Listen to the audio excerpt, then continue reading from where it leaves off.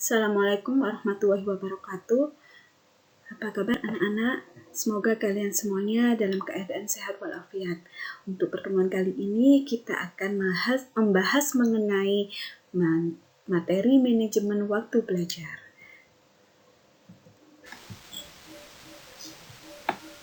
Assalamualaikum warahmatullahi wabarakatuh.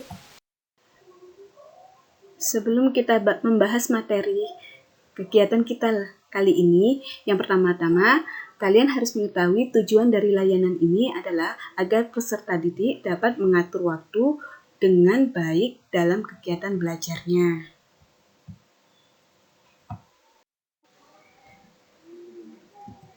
Mengapa kita perlu mengelola waktu?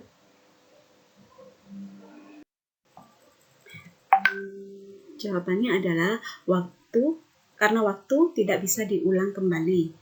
Dan waktu itu ibarat pedang, yang mana kita harus menggunakan sebaik mungkin agar tepat pada sasaran kegiatan yang kita inginkan. Dan yang terakhir, waktu adalah peluang.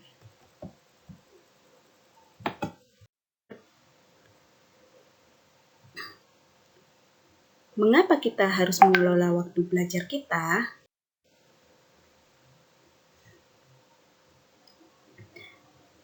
Karena pengaturan waktu yang baik membuat siswa mampu memisahkan kegiatan belajar dan kegiatan pribadi, sehingga pemahaman siswa tentang manajemen waktu akan membentuk pribadi yang disiplin, terutama dalam.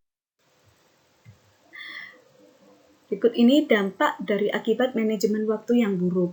Yang pertama, kegiatan melewati deadlines, dalam artian banyak tugas atau kegiatan yang tidak terselesaikan tepat pada waktu yang telah ditentukan, sehingga membuat kita menjadi frustasi karena banyak sekali tugas yang menumpuk dan meningkatkan stres dalam kehidupan sehari-hari, yang pasti membuat daya tahan tubuh kita semakin berkurang dan berpengaruh pada kualitas kerja kita yang menjadi semakin buruk dan mengakibatkan ketidakseimbangan dalam kehidupan kita sehari-hari.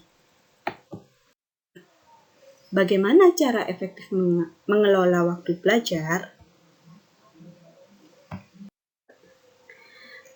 Berikut ini cara mengelola waktu belajar secara efektif dan efisien. Yang pertama, buatlah jadwal harian. Jadwal harian yang tepat akan membuat kegiatan belajar lebih terorganisasi, sehingga kegiatan kalian dari bangun hingga tidur lagi menjadi lebih berarti. Dan pastikan kalian melakukan jadwal itu secara rutin ya. Yang kedua, kontrol diri. Sebenarnya bermain game atau melakukan hal yang menyenangkan bukan sesuatu yang dilarang, justru dianjurkan untuk mengurangi tingkat stres dalam diri kita. Namun tentunya kalian paham bahwa semua ada batasannya. Apapun yang kita lakukan berlebihan tidak akan menjadi baik hasilnya. Apalagi sesuatu yang bukan prioritas. Oleh karena itu kita perlu mengontrol diri agar waktu kita tidak terbuang secara percuma. Yang ketiga, tentukan prioritas. Harus ada skala prioritas yang untuk mengatur waktu belajar kita. Jadikan yang terpenting sebagai peringkat teratas yang harus dikerjakan terlebih dahulu.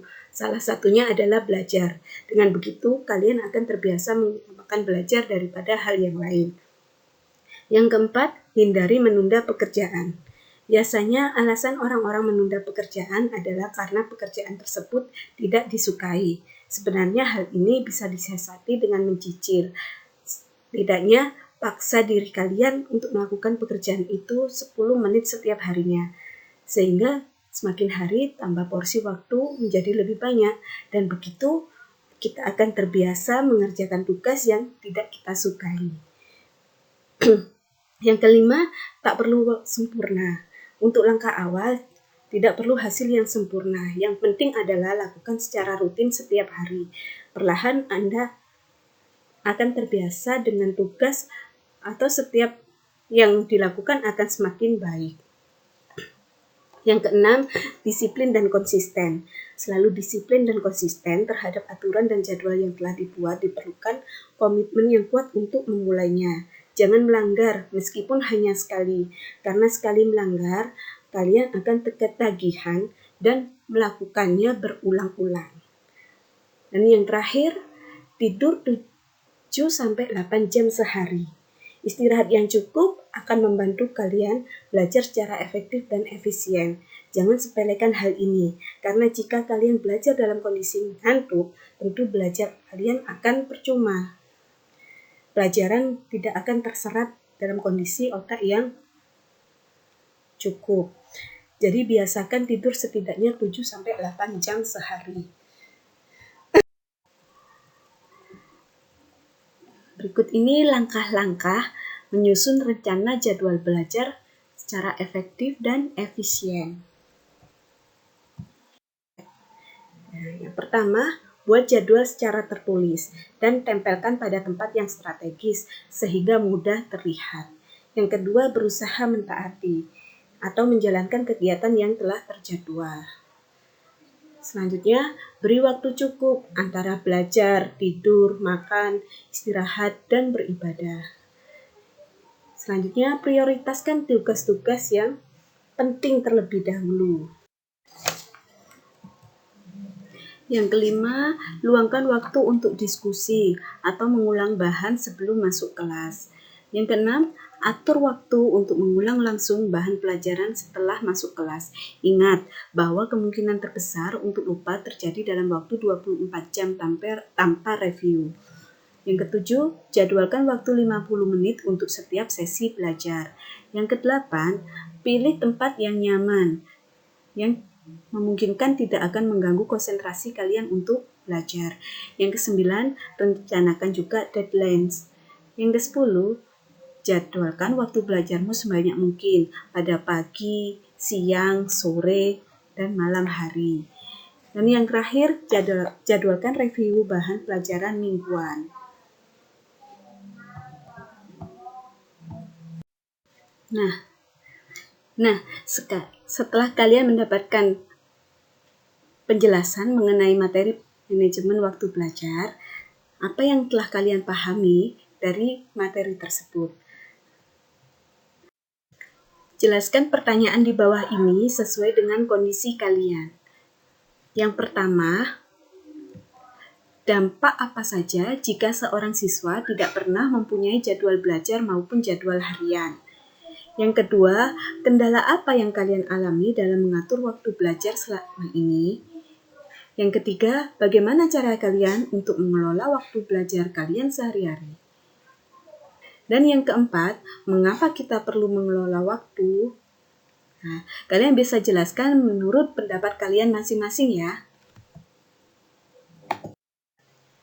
Dan yang terakhir, buatlah rencana jadwal kegiatan belajar kalian sehari-hari secara efektif dan efisien. Dengan langkah, yang pertama, buatlah tabel kegiatan dalam waktu sehari. Yang kedua, isilah tabel tersebut dengan jam beserta keterangan kegiatan yang kalian jalani dalam sehari. Berikut ini contoh tabelnya ya. Nah,